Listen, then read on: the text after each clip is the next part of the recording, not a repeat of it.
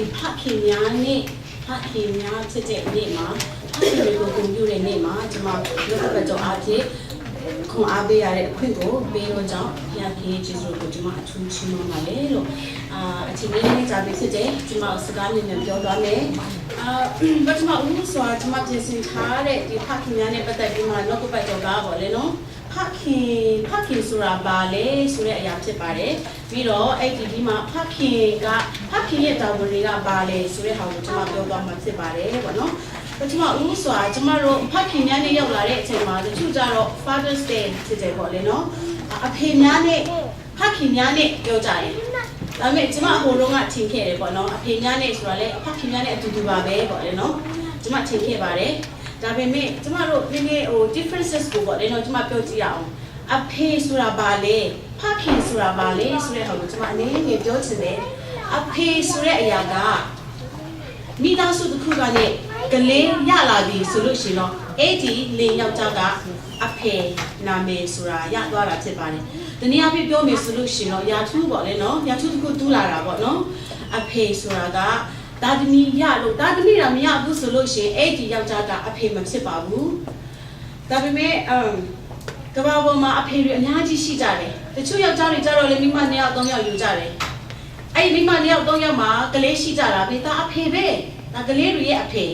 ပြောလို့ရပါတယ်ဒါပေမဲ့ဖခင်ဆိုတဲ့ဟာကဘာလဲကျမတို့နေကြည့်အောင်ဖခင်ဆိုတဲ့အရာကခုနရလိုက်တဲ့တာသမီတွေကအဲ့ဒီအဖေကိုခင်မင်တဲ့ရင်းနှီးတဲ့ချစ်ခင်တဲ့ရင်းနှီးနေတဲ့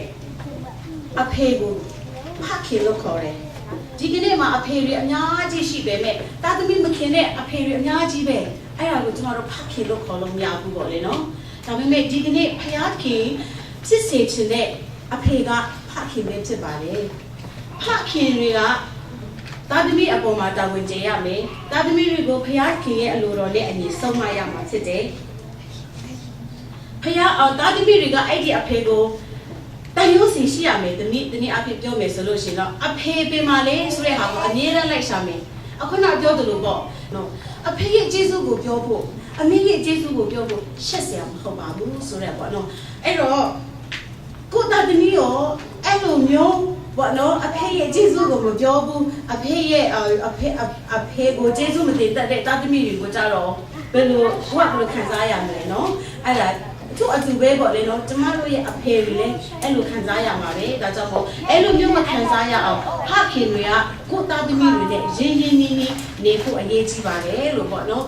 အင်္ဂလိပ်လိုနဲ့ father ဆိုတဲ့အရာကိုဒီမှာနည်းနည်းကြည့်ရအောင် father ဆိုတဲ့နေရာမှာဇာလုံးပေါင်း FATHER ဟုတ်တယ်ပေါ့လေနော်အဲ့ဒါကိုသူတို့ကဘာလဲဆိုတော့ F ဆိုတဲ့ဟာကို fence of my life fence ဆိုတာကခြံစည်းရိုးပေါ့လေနော်အဖေဟာတဲ့ကျမရဲ့ခြံစည်းရိုးတစ်ခုဖြစ်တယ်တဲ့အေးကြတော့ Aurora ဆိုတာဟာအလင်းတန်းရောင်ချီပေါ့လေနော်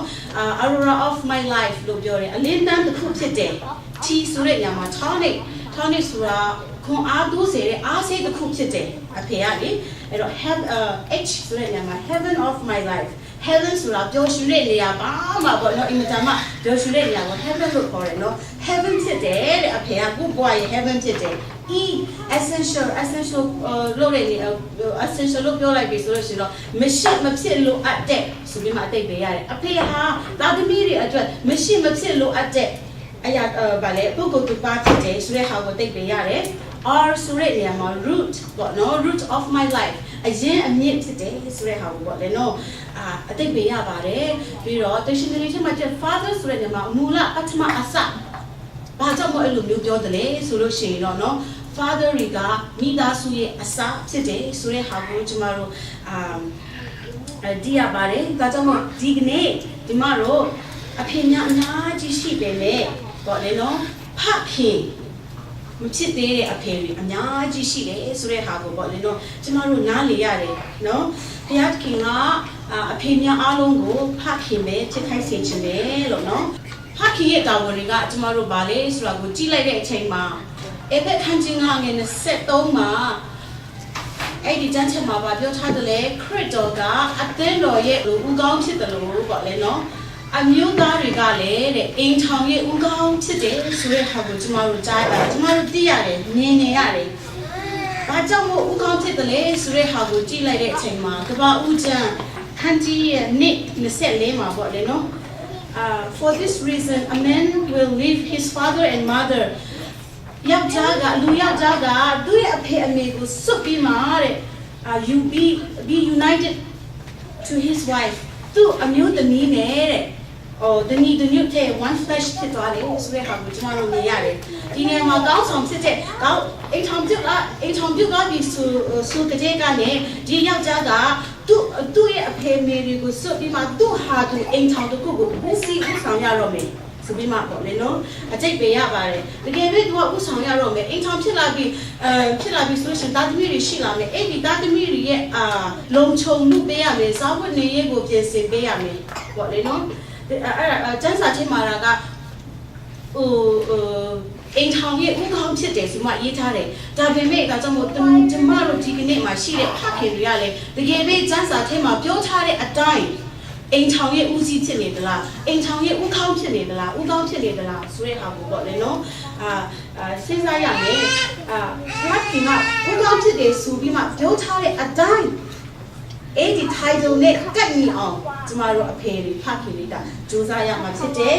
ဖခင်တွေကိုဘာကြောင့်မို့ကျမတို့ပေါ့လေနော်ဘာကြောင့်မို့သူတို့ကလက်စားထိုက်တယ်လဲဘာကြောင့်မို့သူတို့ကအားကိုးထိုက်တယ်လဲဘာကြောင့်မို့သူတို့ကချီးမွမ်းထိုက်တော့ဖခင်တွေဖြစ်ကြတယ်လဲဂုဏ်ပြုထိုက်တဲ့ဖခင်ဖြစ်ကြတယ်လဲဆိုတော့ကျမတို့ကြည့်မယ်ဆိုလို့ရှိရင်တော့ကျမကဥပမာတစ်ခုအနေနဲ့ဖခင်တွေကိုဒီအိမ်မှာပေါ့လေနော်အင်ခေါမို့ဒီအရန်အကာပေါ့လေနော်ကျမအဲ့ဒါနဲ့နိုင်ထားတာဖြစ်တယ်ကျမတကယ်ပဲသူတို့ကကျမတို့ရဲ့အိမ်ထောင်မိသားစုရဲ့အမိုးဖြစ်တယ်အိမ်ထောင်မိသားစုရဲ့အကာဖြစ်တယ်ဒီအိမ်ထောင်မိသားစုကိုအိမ်တစ်ခုမှာကြည့်လိုက်မယ်ဆိုလို့ရှိရင်အမိုးမပါဘဲနဲ့လူတွေနေလို့မရဘူးအကာမရှိဘဲနဲ့လူတွေနေလို့မရဘူးပေါ့လေနော်မိုးတွေရွာလာမယ်နေပူလာမယ်ရှိတဲ့မိသားစုတွေကအမိုးနဲ့အကာမရှိဘူးဆိုလို့ရှိရင်တဲကုန်မှာပေါ့နော်အဲ့လိုပဲပေါ့လေနော်အဖေဖခင်တွေက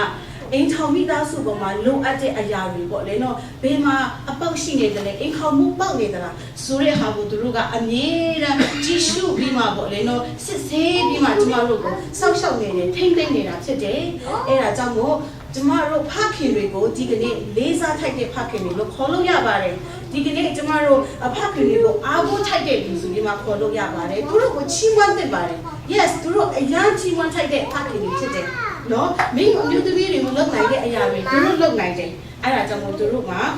ချီးမွမ်းထိုက်တယ်ဆိုတဲ့ဟာကိုပေါ့လေနော်ကျမအနေငယ်အားပေးချင်အဲ့ဒါနဲ့အားပေးချင်တယ်ဒါဆိုရင်တော့ဖခင်များရဲ့တာဝန်ကိုကျမတို့ပြန်အောက်ကိုပြန်ကြည့်လိုက်တဲ့အချိန်မှာဖခင်များရဲ့တာဝန်ကအပိုင်းတစ်ပိုင်းကိုကျမခွဲခြားတာဖြစ်တယ်ပထမပိုင်းမှာခန္ဓာပိုင်းမှာတာဝန်ရှိတယ်သူတို့ကဒုတိယပိုင်းမှာဝိညာဉ်ပိုင်းမှာတာဝန်ရှိတယ်ခန္ဓာပိုင်းမှာပြောရမယ်ဆိုလို့ရှိရင်တော့မိသားစုတစ်ခုဖြစ်လာပြီဆိုလို့ရှိရင်တော့ဖခင်ကအပြင်သွားတယ်ရှာတယ်နော်ဇာဝတ်နေရေးကိုသူပြုစုပေးတယ်ပြင်ဆင်ပေးတယ်သူ့မှာစိတ်ပူပန်ရတယ်ဒါသမီးတွေကိုဆုံးမရတယ်နော်ဒါကျမတို့တွေ့ကြုံတဲ့ညဆိုတော့ဘာမှပြောစရာမရှိဘူးနော်ကိုယ့်ရဲ့အိမ်နီးနားချင်းတော်၎င်းတကယ်ချင်းမိဘတို့တော်၎င်းပေါ့လေနော်သူတို့မှပြည့်စုံကြပါတယ်ခန္ဓာဘက်မှာအရင်တာဝန်ကျပါတယ်ဒါပေမဲ့ဖခင်တွေကဝိညာဉ်ပိုင်းမှာတာဝန်ကျသလားဆိုတဲ့ဟာကိုကျမတို့ပေါ့နော်စဉ်းစားဖို့လိုအပ်ပါတယ်ပေါ့လေနော်ဝိညာဉ်ပိုင်းဆိုတဲ့နေရာမှာအဲ့ဒီအိမ်အထဲမှာစာတန်မဝင်အောင်ဝိညာဉ်ဆိုးတွေမဝင်အောင်နောက်ဆက်တဲ့အရာတွေမဝင်အောင်အဲ့ဒီဝိညာဉ်တကောအားဖြင့်ပေါ့လေနော်ကျမတို့ဖခင်တွေကပြန်ကာကွယ်ပေးနေရမှာဖြစ်ပါတယ်လို့ဘုကိုကြိုင်ကတကယ်ပဲအေဝံဂေလိတရားကိုလက်ခံပြီးပြီလားဆိုတဲ့ဟာကိုကိုဖခင်တွေစစရမှာဖြစ်တယ်အေဝံဂေလိဆရာဆိုတော့ကိုလူခဲတဲ့ပတ်မှာဆရာပါလေဒီကွန်မြူဆက်ကလည်းနော်အရာပေါ်တော့ပေးတယ်အဲ့ဒီအရာကိုကိုကတကယ်လက်ခံသလားနှလုံးသားထဲမှာတကယ်လက်ခံသလားတခင်ယေရှုခရစ်တော်ကကိုယ့်ရဲ့အတွက်လက်ဝါးကားတိုင်းမှာအသေးခံပြီးပြီဆိုတဲ့ဟာကိုနှလုံးသားထဲနဲ့တကယ်လက်ခံသလားဒီနေ့အဖြစ်ပြောမယ်ဆိုလို့ရှိရင် born again ဖြစ်သလားဒုတိယဝိချစ်ကိုခံပြီးတော့သူဖြစ်သလားဖခင်ပေါ့လေနော်ဖခင်ဖြစ်သလားဆိုတော့ကိုကိုစမ်းစစ်ရမယ်ဥပမာကျွန်မတမန်တော်ခန်းကြီး16အငယ်23နဲ့34ကိုကျွန်မဖတ်တဲ့အချိန်မှာအဲ့မှာထောင်မှုရဲ့အသက်တာကိုကျွန်မတို့သိရတယ်နော်အဲ့ဒီပေါ်လူနေတိလာတို့ကထောင်ကနေလွတ်လာတဲ့အချိန်မှာခေါင်းထောင်တော့ပေါ့ဖွင့်သွားတဲ့အချိန်မှာသူတို့ကအရာကြောက်တယ်အဲ့ထောင်မှုက ဘလို့ဘာမှမလုပ်တော့ဘူးကိုဟောကိုတက်တယ်လေလုပ်တဲ့ချိန်မှာရှင်ဘောလို့ကသူ့ကိုပြောတယ်လုံနေအောင်ပေါ့လေနော်အဲ့လိုမျိုးပြောတယ်ဒီချိန်မှာရှင်ဘောလို့ကဒီထောင်မှုကပေါ့လေနော်ဘယ်လိုလုပ်ရမလဲကေတင်ချစ်အောင်ဘယ်လိုလုပ်ရမလဲဆိုတဲ့ဟာကိုသူမေးတဲ့အချိန်မှာခရစ်တော်ကိုယုံကြည်ပါဆိုပြီးမှရှင်ဘောလူကပြောလိုက်တဲ့အချိန်မှာအဲ့ဒီနေရာမှာပဲထောင်မှုကခရစ်တော်ကိုယုံကြည်လိုက်တာဖြစ်တယ်အဲ့တော့အဲ့ဒီ story မှာပဲပြန်ကြည့်လိုက်တဲ့အချိန်မှာသူ့ရဲ့ထောင်မှုရဲ့အသက်တာကြောင့်မို့တဲ့သူ့ရဲ့အိမ်သူအိမ်သားအားလုံးကပြောင်းလဲသွားတယ်ကေတင်ချစ်ရောက်သွားတယ်ဆိုတဲ့ဟာကိုပေါ့လေနော်မြင်ရတာဖြစ်ပါတယ်ဒါကြောင့်မို့ဒီမှာရှိတဲ့ချစ်တော်အဖများတကယ်ပဲပေါ့လေနော်ကိုယ့်ရဲ့မိသားစုကိုကေတင်ချစ်ရောက်အောင်ပို့ဆောင်တဲ့လူဖြစ်ပြီလားဆိုတဲ့ဟာကိုပေါ့လေနော်ကျမတို့ sensitive ဖို့လိုအပ်တယ်ဘာကြောင့်လဲဆိုတော့ဘုရားခင်ပေးထားတဲ့တာဝန်ကဒါတွေပဲဘုရားခင်စီမှာအဲ့ဒီသူ့ကိုခဏလေးပေးထားတဲ့မိသားစုကိုဘုရားခင်စီခေါ်ဆောင်လာအောင်လုပ်ရမယ့်တာဝန်ကဖခင်များရဲ့တာဝန်ဖြစ်တယ်ဆိုတဲ့ဟာကိုပေါ့လေနော်အားကြောင့်မို့ဖခင်တယောက်ဆိုပြီးမှဒီတင်ချင်းမှာစိတ်ချပြီးသားသူဖြစ်ဖို့ပေါ့စမ်းစစ်ရမယ်ယုံကြည်ခြင်းမှာကြီးမားသောသူဖြစ်ရမယ်ပေါ့လေနော်ကျမတို့အာဗြဟံရဲ့အသက်တာကိုကြည့်မယ်ဆိုလို့ရှိရင်ဘုရားခင်ဟာသူ့ရဲ့ယုံကြည်ခြင်းကြောင့်မို့ပေါ့လေနော်ဖြောင့်မတ်တော်သူဆိုပြီးမှဘုရားခင်ကတတ်မှတ်ထားတာဖြစ်တယ်ဘုရားခင်ရဲ့ဘုရားခင်ရဲ့ရှေ့မှာဖြောင့်မတ်တော်သူဖြစ်ဖို့ရအတွက်ကယုံကြည်ခြင်းရှိဖို့လိုအပ်တယ်ဒီနေ့ပေါ့လေနော်ကျမတို့ယုံကြည်ခြင်းဖခင်များရဲ့အဖေများရဲ့ယုံကြည်ခြင်းကဖြောင့်မတ်တော်သူဖြစ်တဲ့ယုံကြည်ခြင်းဖြစ်ပြီလားဆိုတော့ဖြစ်ဖို့ပေါ့လေနော်အရင်အရေးကြီးပါတယ်လို့ဒီခန်းကြီးကိုအငယ်20မှာဘာပြောထားသလဲပြည့်တရားအတိုင်းခတ်သိမ်းသောအရာတို့ကိုဂုံမတက်အသွေးအဖြစ်စင်ကြယ်စေတတ်၏အသွေးမသွန်းလောင်းပဲအပြစ်လွတ်ခြင်းမရှိတဲ့အသွေးလာမသွန်းလောင်းခီးရှုရဲ့အသွေးကြောင့်မဟုတ်ဘူးဆိုလို့ရှိရင်တော့တဲ့ကျမတို့ကေပြင်ချင်းရောက်မှာမဟုတ်ဘူးဆိုတဲ့ဟာကိုပေါ့လေနော်ကျမတို့တိတိလင်းလင်းပဲပြောမြင်နေရပါတယ်လို့နောက်ထပ်ယောမခန်းကြီးကအငယ်ကိုမှာပါသူဖြစ်၍ယခုတွင်အသွေးတော်အားဖြင့်ဖြောင့်မတ်ရာသို့ရောက်ပြီးမှထိုသခင်အားဖြင့်အပြစ်ငရဲမှကယ်ချွတ်တော်မူခြင်းသို့ရောက်မည်ဟုတာ၍မျှော်လင့်ဆရာရှိ၏အဲ့တော့ဖြောင့်မတ်ခြင်းရောက်ဖို့ရန်အတွက်ကခရစ်တော်အားဖြင့်ပဲဖြစ်တယ်ဆိုတဲ့ဟာကိုပေါ့နော်ကျမတို့မြင်ရတယ်။ဘုမဩဝါဒစာပဲအခန်းကြီး30အငယ်9နဲ့10မှာကျမတို့ပြန်ကြည့်ရအောင်။အဘေဒူနီဖူမကတင်ဒီသခင်ယေရှုကိုနှုတ်ဖြင့်ဝန်ခံ၍ဘုရားခင်သည်သူ့ကိုတည်ခြင်းမှချမြောက်စေတော်မူပြီးဟုစိတ်နှလုံးထဲ၌ယုံကြည်လင်ကယ်တင်ခြင်းသို့ရောက်မည်ဖြောင့်မတ်ရာသို့ရောက်ခြင်းကစိတ်နှလုံးဖြင့်ယုံကြည်ရ၏ကယ်တင်ခြင်းသို့ရောက်ခြင်းကနှုတ်ဖြင့်ဝန်ခံရ၏ဆိုရဟာကိုပေါ့လေနော်ကျမတို့မြင်ရတယ်ဒါကြောင့်မို့ခဏပြောသလိုဖယားသခင်ဂေဒင်ချင်းရောက်ဖို့ရအတွက်လေဖခင်တွေရောက်ကပေါ့လေနော်ဂေဒင်ချင်းကဖခင်ကလည်းစတင်ရမယ့်အရာဖြစ်တယ်ပေါ့လေနော်ဖခင်တယောက်ကခုနဖယားခင်လောက်သွားတဲ့ဧဝံဂေလိတရားကို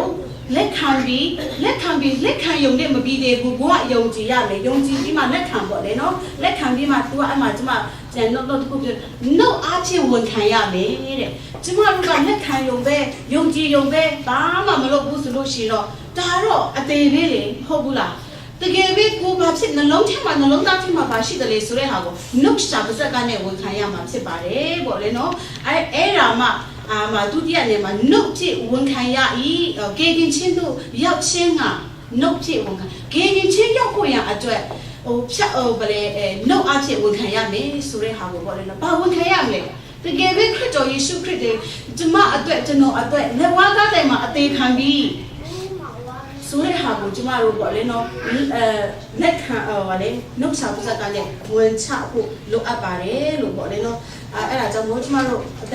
ဒီခါကြီးရ make sure ကိုယ့်ကိုအဖြစ်လုပ်ချင်းခံရပြီလားဆိုတဲ့ဟာကိုစမ်းစစ်ရမှာဖြစ်တယ်ဒုတိယအနေနဲ့တကယ်ပဲကျွန်တော်ရဲ့အမျိုးသမီးကအဖြစ်လုပ်ချင်းကိုခံရပြီလားဆိုတဲ့ဟာကိုဂေဒင်ချင်းအနေနဲ့အဖြစ်ဂေဒင်ချင်းကိုရောက်ပြီလားဆိုတဲ့ဟာကိုအဲ့ဒါမှကိုယ့်ရဲ့သားသမီးကပါပြီးပြီးနောက်ဆုံးမှထွက်လာတာကိုအဲ့တော့ကိုယ့်ရဲ့သားသမီးကို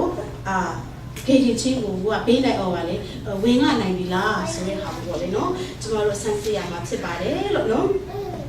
အဲ့ဒါနဲ့အပေးချင်တယ်နောက်တစ်ခုကျတော့ဇနီးဖခင်ရဲ့တာဝန်များက ဇနီးကိုချစ်ရမယ်တဲ့အဲ့ဒါဘယ်မှာရေးထားတယ်လဲဆိုတော့အေဖက်အခန်းကြီး9အငယ်25မှာရေးထားတယ်ပေါ့လေနော်အသင်းတော်ကိုသခင်ယေရှုကချစ်တဲ့ကဲ့သို့တဲ့တင်တို့ရဲ့ဇနီးကိုလည်းချစ်ကြပါဆိုပြီးမှပေါ့လေနော်ရေးထားတာဖြစ်တယ်လော့ဆိုတဲ့ဟာပါတယ်အဲ့ထိုင်အဲ့ဒီမှာလေအဲ့တော့အမိတ်ဖျားခင်ကအမျိုးသားတွေကိုအမိတ်ပေးတာဖြစ်တယ်ချစ်ရမယ်ဘာကြောင့်မို့မျိုးသမီးတွေကိုချစ်ရမယ်မင်းရောက်မတူညီတဲ့အချက်တွေအများကြောင့်မို့ပေါ့လေနော်မိန်းကလေးတွေကိုဇနီးတွေကိုချစ်ရမှာဖြစ်တယ်နံပါတ်1အနေနဲ့ကြားနဲ့မှမတူတော့ဘူးနော်ဘုံတန်ချစ်လဲမတူဘူးအဲ့ဒီထက်ပိုဆိုတာကစိတ်အထဲမှာရှိတဲ့စိတ်တွေးခေါ်ပိုင်းဆိုင်ရာအကျင့်တွေတခုမှမတူဘူးယောက်ျားလေးတွေလေမိန်းကလေးတွေမှာအားငယ်တတ်တယ်စိတ်ကိုခန္ဓာပိုင်းမှာအားငယ်တတ်တယ်ပြီးတော့အားနေတတ်တယ်ကိုခန္ဓာပိုင်းမှာအားနေတတ်တယ်ပြီးတော့စိတ်ပိုင်းမှာအားငယ်တတ်တယ်ပြီးတော့အမျိုးသမီးတွေကအလုတ်ရှုပ်ခံတယ်အလုတ်မရှိတာတော့မှအရှုပ်ခံပြီးမှပေါ့လေနော်ဒါသမီးကျွန်တော်တို့အမျိုးသမီးတွေရဲ့တဘာဝကိုပြောချင်တာပေါ့နော်စဉ်းစားတယ်ကိုစဉ်းစားကြည့်စဉ်းစားများတယ်ပြီးတော့စိတ်ပူတတ်တယ်ပေါ့လေနော်ကျွန်တော်တို့အမျိုးသမီးတွေကပြီးတော့တိတ်ပန်ကြီးရပြောမယ်ဆိုလို့ရှိရင်အုံနောက်ကလည်းတဲ့ယောက်ျားရဲ့အုံနောက်နဲ့မိန်းမနဲ့အုံနောက်နဲ့ရှင်လိုက်ရတော့တဲ့ယောက်ျားအုံနောက်ကကြီးတယ်တဲ့မိန်းမအုံနောက်ကငယ်တယ်တဲ့မိန်းမတွေကတဲ့တပြိုင်ချင်းမှာပဲပေါ့လေနော်နှစ်ခုသုံးခုကိုစဉ်းစားနိုင်တယ်တဲ့ဒါပေမဲ့ယောက်ျားရဲ့အုံနောက်ကတဲ့တစ်ခုပဲသူစဉ်းစားတဲ့ဟာတွေပေါ့လေနော်အဲ့တော့ဒါကိုကြည့်ချင်တာဖြစ်မတူဘူးဆိုတဲ့ဟာကိုပေါ့လေနော်မြင်ရတယ်ဒါပေမဲ့ဖယားခင်ကမတူတဲ့အရာကိုချစ်ပါတဲ့တီးခံပါတဲ့ဒီနေ့အဖြစ်ပြောမယ်ဆိုလို့ရှိရင်တော့သူ့ကိုတီးခံပါတီးခံပြီးမှသူ့ကိုချစ်ပါဆိုပြီးမှနော်မြို့သားတွေကိုဖခင်တွေကိုပြောတာဖြစ်ပါတယ်ပေါ့လေနော်ဇာတိဒီခန္ဓာဖိတ်ကနဲ့ပြောမယ်ဆိုလို့ရှိရင်လူအနေနဲ့ပြောမယ်ဆိုလို့ရှိရင်တလောက်ချိမတည့်တဲ့မိန်းမတလောက်ချိတွေးခေါ်မတူတဲ့မိန်းကလေးနဲ့တော့ဆက်ပေါင်းလို့မရပါဘူးဝဲမယ်ဆိုပြီးမှခန္ဓာဖိတ်ကနဲ့ပြောလို့ရပါတယ်ဒါတကယ် fact ဖြစ်တာပေါ့လေနော်ဒါပေမဲ့ဖခင်ကအဲ့ဒီချိန်မှာနစ်စနီးကိုချစ်ပါနစ်စနီးရဲ့အကျင့်ကိုဖလွတ်ပါဒီခံပါဆိုပြီးမှချိန်ထဲမှာပဲပြောနေတာဖြစ်တယ်ပေါ့လေနော်အဲ့ဒါကြောင့်မို့ဖခင်ကချစ်ခိုင်းတဲ့အတွက်သူ့မှာပါပဲဖြစ်ဖြစ်ချစ်ဖို့ကို့မှာချစ်ဖို့တာဝန်ရှိတယ်ဆိုတဲ့ဟာကိုပေါ့လေနော်ပြောချင်ပါတယ်ပေါ့လေနော်အဲ့လိုကို့ဇနီးကိုချစ်တယ်လို့ပဲပေါ့လေနော်ပါစက်ထက်ကနေချစ်ပါတယ်ဆိုပြီးမှပြောနေရမယ့်အစားသူ့ကိုသူဘာလုပ်နေတယ်လဲဆိုတဲ့ဟာကိုလေကျမတို့ကအမြဲတမ်းပေါ့လေနော်စူးစိုက်ပြီးမှနားလေပေးရမှာဖြစ်တယ်တချို့ဒီအာရှသားတွေဆိုလို့ရှိရင်တော့ပေါ့လေနော်အနောက်တိုင်းတဲ့ဒီအမေရိကန်မှာတော့မဟုတ်ဘူးဘာလဲဒါပေမဲ့တခြားဟို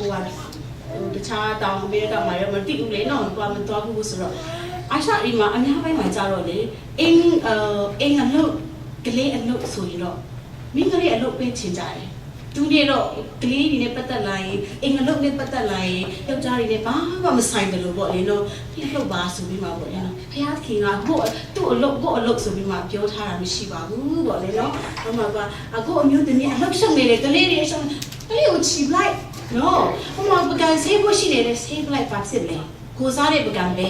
ကိုယ့်ရဲ့ကလေးပဲပေါ့လေနော်အဲ့လိုမျိုးစိတ်တက်လေးပေါ့လေနော်ဒါခန္ဓာဘက်ကနေစာတိဘက်ကနေ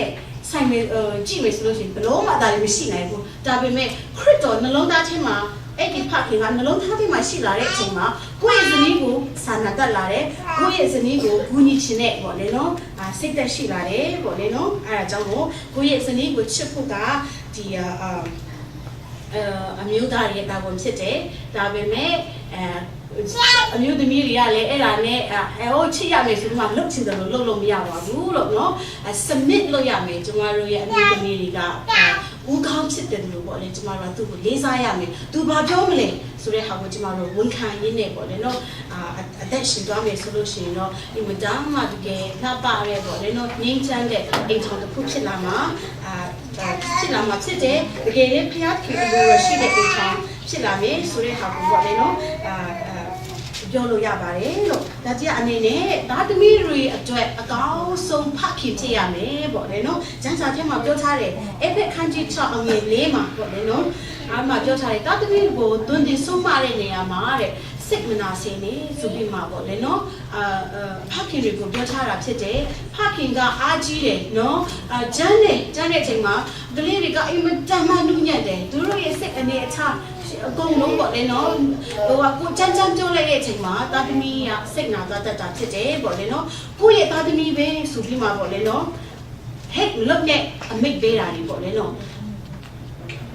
mà lâu ya bù bỏ lên nó make ta đi mình được make bé để sửa mình chả mặc phải xe mà mà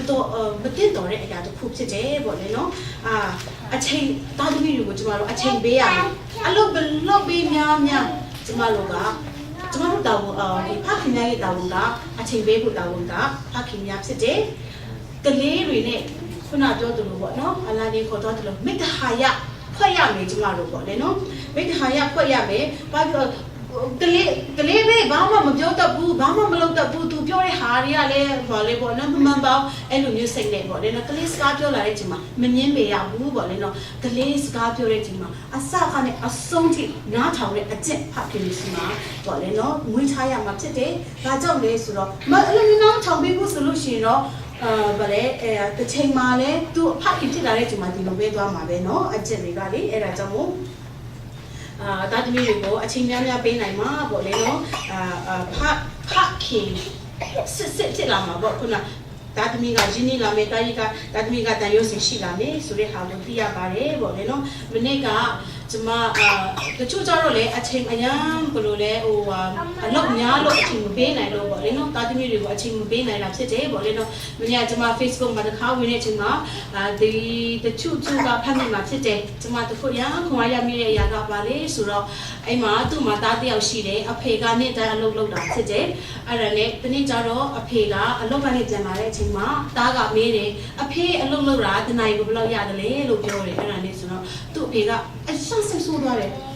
ဒီသားကဘာဖြစ်လို့ဒီကမရဲ့ဟိုပေါ့နော်လာစာကိုဘာကြောက်တယ်လို့မင်းနေတယ်လေဆိုတဲ့ဟာကို तू ကရဲဆက်ဆိုးပြီးမှသူ့ရဲ့တာကိုလေးမဟုတ်သူ့အလုပ်လေးမဟုတ်ပေးနေဆိုမှဟိုပေါ့နော်သူလေးမိုးလာတယ်လေဆက်ဆိုးတယ်ပေါ့နော်ဆက်ဆိုးတဲ့အချိန်မှာဘာဖြစ်လို့မေးတာလဲသားလို့ပြောတဲ့အချိန်မှာဟုတ်ဘူးတဲ့ကိုရီးယားစီရီပေါ့လေနော်တိချင်လို့ပေါ့လေနော်ခါတိချင်လို့ပါလို့ပြောတာအဲ့ဒါနဲ့ဆိုတော့ဟုတ်တယ်တနားကိုတရားရတယ်ပေါ့အဲ့လိုပြောလိုက်တယ်တဲ့အဲ့ဒါနဲ့သားလေးကစဉ်းစားရင်းနဲ့အေးတဲ့ဒါဆိုရင်လည်းငါစီပေးပါလားလို့ပြောတယ်တဲ့အဲ့ဒါနဲ့ဆိုဟာလို့ကပြန်စိတ်ဆိုးသွားတယ်ဟာဟိုနေ့တော့လောက်ထိကျွေးမွေးနေတဲ့ဟာကိုနေကပတ်စံပြန်တောင်းသေးတယ်ဆိုပြီးမှပေါ့လေနော်နေ့ဗာလဲဟိုပေါ့နော်နေကငါ့ကိုလည်းဘယ်လောက်ရတယ်လို့လဲပြောသေးတယ်ပြောပြီးတော့ပဲမှလည်းနေကပတ်စံပြန်တောင်းသေးတယ်ဒါမှမဟုတ်သေးဘူးနေအလုံးမဟုတ်ဘူးတော့ကိုအခန်းထဲမှာကိုတော့အိတ်နေအိတ်လို့ရပြီဆိုမှတော့ဟိုလိုမျိုးဆူလွတ်လိုက်တယ်တဲ့ဆူလွတ်လိုက်တော့သားလေးကလည်းအဖေလွတ်လိုက်တိုင်းပဲသူကအခန်းထဲမှာသွားတယ်အခန်းထဲမှာပြန်သွားနေလေနားရဲ့ဒီမှာအဖေကပြန်တောက်လောက်နေမှသူစဉ်းစားတယ်ဟာခုနကကျွန်တော်ပြောမိတဲ့အရာကတော့သူဖြစ်လို့ပေါ့နော်လာစာကိုမင်းနေတယ်လေအားကြောင့်သူပတ်စံတောင်းနေတယ်လေအော်သူ့မှာတခုခုအရာလိုအပ်တဲ့အရာတခုရှိမှာပေါ့ဆိုပြီးမှပေါ့လေနော်သူကလေအခါစိတ်ကောင်းတယ်ဝင်လာပြီးမှသူ့ရဲ့ခါတဲ့ကိုသူ့သားရဲ့ခါတဲ့ကိုပြန်သွားလိုက်တယ်သွားလိုက်တဲ့အချိန်မှာအော်ဒါတဲ့ခုနသားကိုပြောတဲ့စကားပေါ့လေနော်အဖေနည်းနည်းလွန်သွားတယ်ပေါ့လေနော်ခွလွတ်ပါပေါ့လေနော်ဒါမှဝေးဆက်ရှိတဲ့ဟာရှိမှာအဲ့ဒါကိုမသိလို့ပေါ့လေနော်ဒါကပြောမိတာဖြစ်တယ်ဆိုပြီးမှရော့ဒါလိုတဲ့ဟာ90ဆိုပြီးမှသူကပေးလိုက်တယ်တဲ့အဲ့ဒါနဲ့ thank you ဆိုပြီးမှာပေါ့လေနော်သူသားကဒူတော်ရွှေရွှေနဲ့လက်ခံပြီးမှာပေါ့လေနော်သူကအဲ့ရထဲမှာပေါ့လေနော်အဲ့ရထဲမှာပြန်သူ့ရဲ့ကောင်းအောက်မှာလေသူ့ရဲ့ကောင်းအောက်မှာထုတ်ပြီးမှအမှလက်စံတွေပြန်ရင်းနေတယ်တဲ့အဲ့ဒါနဲ့တစ်ခါပြန်အဖေကစိတ်ဆိုးလာရောဟာသူ့မှာပတ်စံလေးရှိရသားနေပေါ့လေနော်အခုကျွန်တော်ဆန်းနဲ့ပြန်တောင်းတယ်ဆိုတော့ဘာလဲဆိုပြီးမှသူ့ကိုပြန်ငေါ့လိုက်တာပေါ့လေအဲ့ဒါဒီမှာမဟုတ်ဘူးအဖေတဲ့ခုနအဖေကိုမေးတာတဲ့တနာရီကအဖေကတရားရတယ်ဆိုတော့တဲ့အဲ့ဒါကြောင့်မို့ပေါ့လေနော်ဒါရော့အဖေရဲ့လစာပေါ့လေတနာရီစာပေါ့လေနော်တရားပြည့်သွားပြီပေါ့လေနော်ဒါအဖေရဲ့စာတနာရီစာဟုတ်တယ်မနေ့ပြန်ကြရင်အဖေနဲ့ကျွန်တော်နဲ့ပေါ့လေနော်အတူတူကစားဖို့ရအတွက်တဲ့မနေ့ပြန်စောစောပြန်လာပါအဲ့ဒီအတွက်ပေါ့လေနော်ဒါတရားဆိုပြီးမှသူကပေးလိုက်တယ်တဲ့အဲ့ဒါနဲ့အဲ့ဒီချိန်မှာသူဖေကအရာဝင်နေသွားတာပေါ့နော်အော်ကျွန်တော်ကအလောက်ထဲမှာပဲပေါ့လေနော်နစ်မျိုးနေပြီးမှကိုယ့်ရဲ့တာသမီခံစားချက်ကိုဘာမှမသိခဲ့ဘူးပေါ့လေနော်ကျွန်တော်လုပ်နေတဲ့ company ကတော့တကယ်လို့များကျွန်တော်တည်သွားပြီဆိုလို့ရှိရင်တော့မိနစ်ဖြန်တစ်ပတ်ခါဆိုလို့ရှိရင်အစားထိုးဝင်လို့ရတယ်ပေါ့ကျိုးရွှင်မှုအိမ်ထောင်တစ်ခုရဲ့ဒီရပေါ့လေနော်ဝမ်းမြောက်မှုကအိမ်ထောင်ဦးစီးဖြစ်တဲ့ဖခင်တွေစီမှာအရာအရေးကြီးပါတယ်ဆိုတဲ့ဟာကိုပေါ့လေနော်အားပေးချင်ပါတယ်ပေါ့လေနော်ကျွန်မဟိုမှာ research တစ်ခုထဲမှာကျွန်မဖတ်ရတယ်အဖေမရှိတဲ့ကလေးတွေရဲ့ဘဝကဘာဖြစ်တယ်လဲဆိုရင်တော့ကျွန်မအဲ့မှာ summary လုပ်ထားတယ်နော်အတူကောက်လေးလုပ်ထားတယ် အဖေမရှိတဲ့ကလေးဆိုတာကတော့ဒီအဖေဆုံးသွားတဲ့လုံးဝအဖေလို့ခေါ်လို့မရှိတော့တဲ့ဘဝပေါ့နော်အဲ့ဒါကတဲ့ကျောင်းမှာတဲ့ကျောင်းတက်တဲ့ချိန်မှာလေတဲ့အမြဲတမ်းပဲ lower grade ရတယ်တဲ့ပြီးတော့အကျောင်းမှာအကျင့်တွေပြတ်ပြားတယ်တဲ့ပြီးတော့ဆရာမစာတင်တဲ့ချိန်မှာလည်း pay attention လုံးဝမလုပ်ဘူးဆိုရဲပေါ့နော်ပြီးတော့ high school မပြီးဘူးပေါ့လေနော်ဘယ်တော့မှမပြီးဘူးနှစ်ကျောင်းတစ်ဝက်ကနေပေါ့လေနော်နှစ်တစ်ဝက်ကနေထွက်ပြီးမှပေါ့လေနော်အနည်း20လောက်ဆိုတော့အလုပ်လုပ်နေတယ်ဆိုတဲ့ဟာကိုတွေ့ရပါတယ်တဲ့ပြီးတော့အဖေမရှိတဲ့ဒီပေါ့နော်ယောက်ျားလေးဒီမှာကြတော့တဲ့စာရစ်ထအကျင့်လုံးဝပြတ်ပြတ်သွားတယ်ဆိုတဲ့ဟာကိုအများပိုင်းပေါ့လေနော် research လုပ်ခဲ့တာတွေ့ရတယ်ဆိုတဲ့ဟာကိုကျွန်မဖတ်ရတယ်မိန်းကလေးတွေကြတော့အဖေမရှိတဲ့မိန်းကလေးတွေကြတော့ဘယ်လိုဖြစ်လာလဲဆိုတော့ခိုးတတ်တယ်လိန်တတ်တယ်ညာတတ်တယ်အဲ့ဒီအကျင့်တွေဖြစ်လာတယ်ပြီးတော့အဖေရှိရသားနဲ့အဖေနဲ့အတူတူပေါ့လေနော်ခုနကပြောသလိုမိတ္တဟာရမဖွင့်နိုင်တဲ့တာသမီးတွေကြတော့ဘယ်လိုဖြစ်လာတယ်လဲဆိုလို့ရှိရင်တော့ကလေးဒီစိတ်ပိုင်းဆိုင်ရာအရန်ထိခိုက်တတ်တယ်တဲ့ယောက်ျားအထူးသဖြင့်ယောက်ျားလေးကလေးတွေကြတော့တဲ့အဖေနဲ့အတူတူအဖေရှိရသားနဲ့အဖေကကျွန်တော်ကိုမကူညီတဲ့အဲ့ဒီလူယောက်ျားလေးတွေစိတ်ထဲမှာပေါ့လေနော် sad ဖြစ်တယ် one day unhappy depressed အမြဲတမ်းပဲပေါ့လေနော်စိတ်ထဲမှာတခုအဲ့လိုမျိုးဖြစ်တတ်တယ်ပြီးတော့လူခွဲရမှာဆိုတော့သူလှုပ်ချင်တယ်လို့လှုပ်တယ်ပေါ့လေနော်စိတ်ကစမ်းလွတ်လပ်တယ်ဆိုတဲ့ဟာကိုမြင်ရပါတယ်ပေါ့လေနော်မိန်းကလေးတွေကြတော့စိတ်လွတ်လပ်တယ်တဲ့အထင်းအချုပ်မရှိဘူးပေါ့လေနော်ငါ့ကိုဘယ်သူမှထိန်းချုပ်မဲ့လို့မရှိဘူးဆိုပြီးမှသူ့ဟာသူထင်တတ်တယ်တဲ့အဲ့တော့အဲ့ဒီကလေးနှစ်ခုစလုံးကတဲ့နှစ်ယောက်စလုံးကပေါ့လေနော်စိုးရင်ပူပန်မှုတွေသူတို့မှာအမြဲတမ်းရှိတယ်အဲ့တော့ကြားလာတယ်သူတို့ကစိတ်ဗာလေanxiety disorder ဆိုတဲ့ဟာပေါ့လေနော်စိတ်ပိုင်းဆိုင်ရာပေါ့လေနော်ထိခိုက်မှုပေါ့လေနော်ရှိတယ်ဆိုတဲ့ဟာပေါ့လေနော်ဒီမှာသူများတွေ research လုပ်ထားတဲ့ကနေဒါ quotation ကိုဒီမှာဟိုပါပေါ့နော် summary လုပ်ထားတာဖြစ်တယ်ပေါ့လေနော်အဲ့ဒါကြောင့်အဲ့ဒီကလေးတွေကတဲ့နောက်ဆုံးမှာကြတော့တဲ့ဒီဟာကျူးလို့မှုတွေဖြစ်လာတယ်တဲ့ဒီဟာဥပဒေချိုးဖောက်မှုတွေနဲ့ပေါ့လေနော်ရင်ဆိုင်ကြီးမှာနောက်ဆုံးကြတော့အချုပ်ထဲမှာအချုပ်ထဲမှာရောက်သွားတဲ့ကလေးတွေညားတယ်ဆိုတဲ့ဟာပေါ့လေနော်ကျွန်မဖတ်ရတယ်ပေါ့လေနော်ဒါတွေကိုကြည့်ချင်တာပြေးပေါ့လေနော်အော်ဟုတ်တယ်အိမ်ထောင်ရဲ့ကောင်းဖြစ်တဲ့ဖခင်အဖေတွေကတာသမီတွေရဲ့လုံခြုံမှုတာသမီတွေရဲ့ကောင်းစားမှုကအရန်လိုအပ်တယ်ဆိုတဲ့ဟာပေါ့လေနော်ကျွန်မနားလေလာတယ်လို့ပဲပေါ့လေနော်ကျွန်မလည်းတရားရှိတဲ့ဖခင်တွေကိုဗာလေအားပေးချင်တာဖြစ်တယ်ပေါ့လေနော်ပြီးတော့တဲ့တာသမီတွေကိုတဲ့ဖခင်နဲ့အမြဲတမ်းမိတ်ဆက်ပေးရမယ်ဖခင်အလိုလိုဘယ်လိုရှိတယ်လဲဖခင်တွေကိုကျွန်မတို့အမြဲတမ်းတရားမှာဖြစ်တယ်အဲ့ဒါကတရားသူကြီးခန်းကြီး6အငယ်9ကနေ9ကိုသိနေဆိုလို့ရှိရင်နေ့ညမပြတ်ဘုရားခင်ရဲ့နှုတ်ကပတ်တော်တရားကိုပေါ့လေနော်ထိုင်ဒီဖြစ်စေထဒီဖြစ်စေတာသမီးတွေကိုအမြဲတမ်းသိရမယ်ဆိုတဲ့ဟာကိုပေါ့လေနော်ကျွန်တော်တို့တွေ့ရပါတယ်ပေါ့လေနော်တာသမီးကခါတလေကြတော့ပေါ့လေနော်ဘာမှဗလဲခါတလေကြတော့မလုပ်တတ်ဘူးပေါ့လေနော်ဒါမဲ့ make sure ပေါ့လေနော် hey I am proud of you ပေါ့လေနော်ဘာတကယ်လို့များသူအမတ်မရခဲ့ရင်တော့မှ hey အရန်ချီးကျူးတယ်ဆိုပြီးမှပေါ့လေနော် proud of you ဆိုတဲ့စကားကိုပေါ့လေနော် hey ဟုတ်ပြီဆိုတဲ့ဟာပေါ့လေနော်အမြင်နဲ့ဒါသမီးတွေကိုအားပေးရမှာဖြစ်တယ်ပေါ့လေနော်အဲ့ဒီအဖေရဲ့အားပေးတဲ့စကားတစ်ခုဟာသူ့ရဲ့တက်စားလုံးအတွက် hey အဖေကကျွန်တော်ကိုယုံကြည်တယ်ကျွန်တော်ကိုယုံကြည်တာပဲဆက်လုပ်မယ်ဆိုရပေါ့လေသူတို့ရဲ့အားစိတ်စကားတစ်ခုဖြစ်တယ်ဆိုတဲ့ဟာကိုပေါ့လေနော်အားပေးခြင်းနဲ့ဖခင်တွေရပေါ့လေနော်သူ့အတူပေါ့လေနော်အမျိုးဟာလေမိခင်လေးပါတာပေါ့တာသမီးတွေကိုချိန်ဆဲတဲ့စကားလုံးဝမပြောဘူးပေါ့နော်သူကဒီရိုမန်လေးချက်မှာဆိုတော့ကျွန်မအခုတော့ပြောတာမကြားတော့ပါဘူးကိုတို့ကကြတော့အချောင်းကြိုးသက်ကြတယ်ပေါ့လေနော်ဒါဟာတမန်တရားနဲ့ကြည့်နေဆိုရှင်တော့မတိုက်နေတဲ့အခါဖြစ်တယ်ပေါ့လေနော်တာသမီးကိုမြစ်တင်ရမယ်ဟေးဟုတ်ပြီပေါ့လေနော်ချိန်တဲ့စကားဆိုတော့လုံးဝဘုရားခင်ကကျမတို့ကိုရွေးချယ်တဲ့အချိန်ကလေးကလည်းကျမတို့ကိုတကူပါတဲ့စိတ်ပေါ့လေနော်အသက်တာကိုပေးချတာဖြစ်တယ်ဒါကြောင့်မို့ကျမတို့ပါစက်ကနေထွက်လိုက်တဲ့စကားတိုင်းဟာအဲ့ဒီမှာတကူပါတယ်အဲ့ဒီမှာတကယ်ဖြစ်လာမှာဖြစ်တယ်တော့ပေါ့နော်အဲ့ဒါကြောင့်မို့ဒါသမီးတွေကိုအမြဲတမ်းကောင်းချီးပေးရမယ်ဖခင်ဖြစ်ဖို့ရည်ကြီးတယ်ဒါသမီးတွေကိုအမြဲတမ်းအားပေးတတ်တဲ့ဖခင်တွေဖြစ်ရမယ်ကိုယ့်ရဲ့ဇနီးကိုချီးကျူးရမယ်နော်ကိုယ့်ရဲ့ဇနီးကိုဘယ်လိုလဲ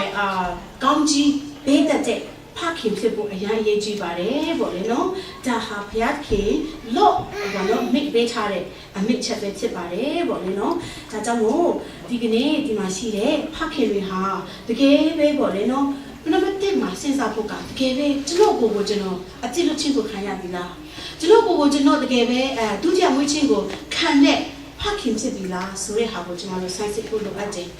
မိသားစုရှိမှာအမျိုးသမီးရှိမှာကလေးတွေရှိမှာယုံကြည်ခြင်းကြီးတဲ့သူဖခင်ဖြစ်ပြီလားဆိုတဲ့ဟာကိုကျွန်တော်တို့ပေါ့လေနော်စစ်တယ်ပါလေစမ်းစစ်ဖို့လိုအပ်တယ်ကဘာဦးကျန်ခန်းကြီးစနစ်ခုနဲ့ကနေကိုချိကိုကြည့်မယ်ဆိုလို့ရှိရင်အာဗြဟံရောက်တိုင်းမှာသူကပလင်တီတယ်နော်ပလင်တီပြီးမှသူဘုဖြစ်ချင်းကိုပြုတယ်ပလင်တီပြီးမှသူအဖြစ်ဖြေချင်းကိုပြုခဲ့တယ်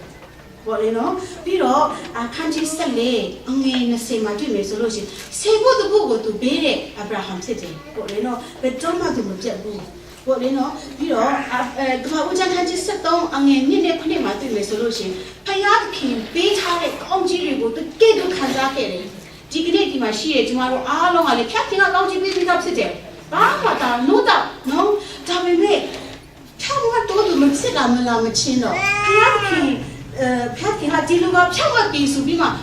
သူတတ်မှတ်ထားတာမရှိမချင်းတော့ကျမတို့ဖယားခင်ပေးထားတဲ့ကောင်းကြီးကိုဖုံးထားတာဖြစ်တယ်မမြင်နိုင်တာဖြစ်တယ်ပေါ့လေနော်အဲ့ဒါကြောင့်မို့တကယ်မိသားစုမှာကောင်းကြီးဖယားခင်ပေးထားတဲ့ကောင်းကြီးကိုခံစားဖို့ရအတွက်ကပေါ့လေနော်ဖယားခင်ရဲ့ဖြတ်ခင်ရှင်းမှာ6မှတ်တော်သူဖြစ်ဖို့အရေးကြီးတယ်ဆိုတဲ့ဟာကိုပေါ့လေနော်ကျွန်မအနေငယ်ဒီအားပေးချင်တယ်ပေါ့လေနော်ဒါကြောင့်မို့လွန်ခဲ့တဲ့အချိန်မှာတာသမီတွေအပေါ်မှာတော်လကောင်းပေါ့လေနော်အမျိုးသမီးတွေအပေါ်မှာတော်လကောင်းပေါ့လေနော်တကယ်ပဲ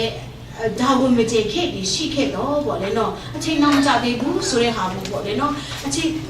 မိသားစုကိုပြုတ်ပြင်လို့ရသေးတယ်ဖျားခင်ရဲ့အလိုတော်နဲ့အညီဒီမိသားစုကိုခေါ်ဆောင်သွားဖို့ဒီမိသားစုကိုထိမ့်သိမ့်ဖို့ပေါ့လေနော်ဒါဝင်ရှိဗာလေအချိန်ရှိပါသေးတယ်ဆိုတဲ့ဟာပေါ့လေနော်ကျမနောက်ဆုံးမှာကျမအားပေးခြင်းနဲ့အဲ့ဒါကြောင့်မို့ဖျားခင်မှာကျမတို့ကောင်းကင်ဘုံမှာရှိတဲ့ဖျားခင်မှာကျမတို့ကိုချစ်လွန်းလို့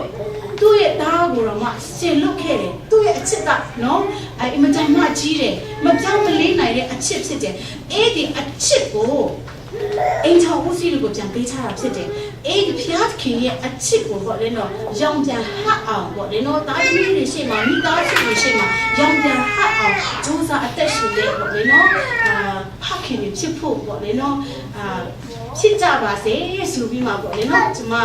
ဆုတောင်းနေတယ်ပေါ့လေနော်အားပေးတာကိုကျွန်မဒီမှာပေးချင်တာလေလို့ဖခင်များအားလုံးကိုဖျားခင်ကောင်းချီးပေးပါစေလို့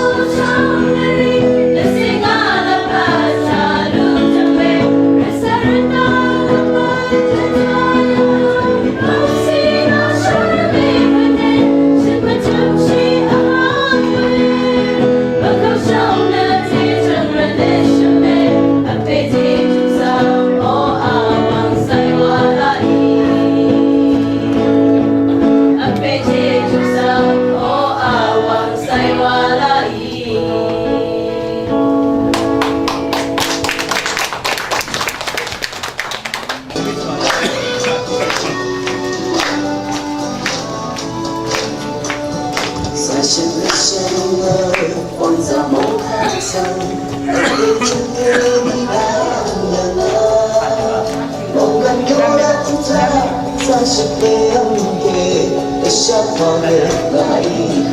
薄，对着他恩的心事疏离，内心深邃的努力，的当人老那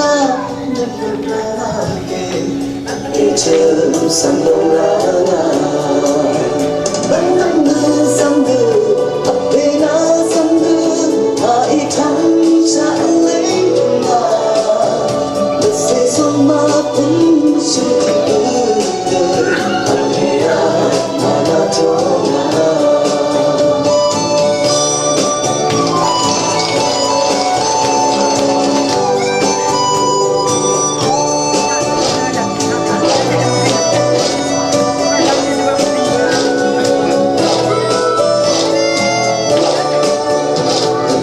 想你是爱和希望，接住一住那个，是树的罗毛，木兰妈妈伞，接住我的童年。你给女儿，他们是为了她而爱到她所生的，阿贝桑瓦受生而爱桑瓦诺诺。像我的酸蓝叶，慢慢的想的，咖啡大想的，那一场下泪风啊，这些什么不是的，咖啡啊，那种啊。